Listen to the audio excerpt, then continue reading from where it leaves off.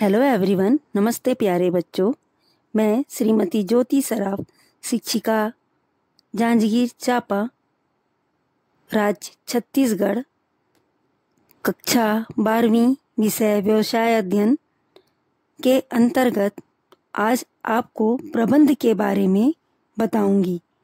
प्रबंध एक व्यापक शब्द है जिसका वर्तमान समय में विभिन्न अर्थों में प्रयोग किया जाता है। विस्तृत अर्थ में प्रबंध एक प्रक्रिया है जिसके अंतर्गत विभिन्न क्रियाएं जैसे नियोजन, संगठन, नियुक्तियां, निर्देशन, नियंत्रण, समन्वय आदि शामिल की जाती है। संकुचित अर्थ में देखा जाए तो प्रबंध से आशय दूसरों से कार्य कराने की कला से है। बच्चों, अब हम प्रबंध की विशेषताओं के बारे में सुनेंगे। प्रबंध एक प्रक्रिया है। प्रबंध एक ऐसी प्रक्रिया है जो निरंतर चलती ही रहती है, इसलिए इसे निरंतर प्रक्रिया भी कहा जाता है। प्रबंध एक पेशा है। व्यवसाय का निरंतर विकास होने से प्रबंध व स्वामित्व के अलग अलग हो जाने के कारण प्रबंधकीय कार्य विशिष्ट ज्ञान, कला, कौशल व योग्यता से संबंधित हो गया है, जिससे प्रबंधकीय कार्य पेशे के रूप में अपनाया जाने लगा है। प्रबंध एक प्रणाली है। प्रबंध को एक प्रणाली के रूप में भी स्वीकार किया गया है। प्रणाली विभिन्न वस्तुओं या भाग का संयोजन है जो एक जटिल इकाई बनाती है, अतः यह एक प्रणाली है। प्रबंध एक जन्मजात व अर्जित प्रतिभा है।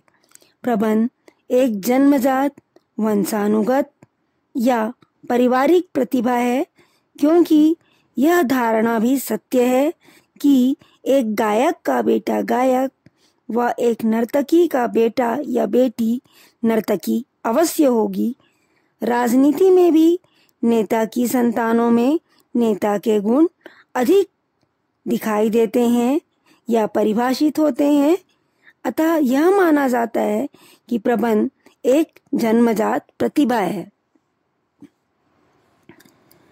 इसी प्रकार प्रबंध एक अर्जित प्रतिभा भी माना जाता है, क्योंकि प्रबंध कार्य को सीखने के लिए विभिन्न संस्थाएं स्थापित की जा चुकी हैं। इससे प्रबंध की प्रतिभा को अर्जित किया जा सकता है। प्रबंध कला एवं विज्ञान दोनों है। प्रबंध में कला से संबंधित समस्त गुण विद्यमान है, अतः प्रबंध एक कला है।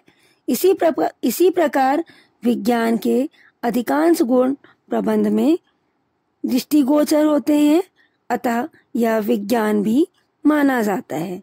प्रबंध सार्वभौमिक है। प्रबंध घर में, स्कूल में, संगठन में, धार्मिक संस्थाओं में, व्यवसाय में, उद्योग में, व्यापार में, कार्यालय में, परिवहन में, सभी जगह व्याप्त है, अतः यह सार्वभौमिक होता है जो सभी जगह व्याप्त है। प्रबंध के बिना किसी भी क्षेत्र में, किसी भी स्थान में कार्य विधिवत, क्रमवार व पूर्व उद्देशानुसार संपन्न नहीं किया जा सकता। प्रबंध सभी स्तर पर आवश्यक है। संगठन की किसी भी स्तर क्यों ना हो, उसमें प्रबंध का अस्तित्व अवश्य रहता है। सामान्यतः प्रबंध के 3 स्तर होते हैं: उच्च, मध्यम व निम्न स्तरीय प्रबंध। उच्च स्तर पर संचालक मंडल एवं जर्नल मैनेजर प्रबंधकीय कार्य देखते हैं, जबकि मध्यम स्तर पर विभिन्न विभागों के विभाग प्रमुख प्रबंध का कार्य करते हैं। निम्न स्तर पर निर्णय की अपेक्षा पर्यवेक्षण संबंधी कार्य अधिक किए जाते हैं। इस प्रकार संगठन के सभी स्तर पर प्रबंध आवश्यक है।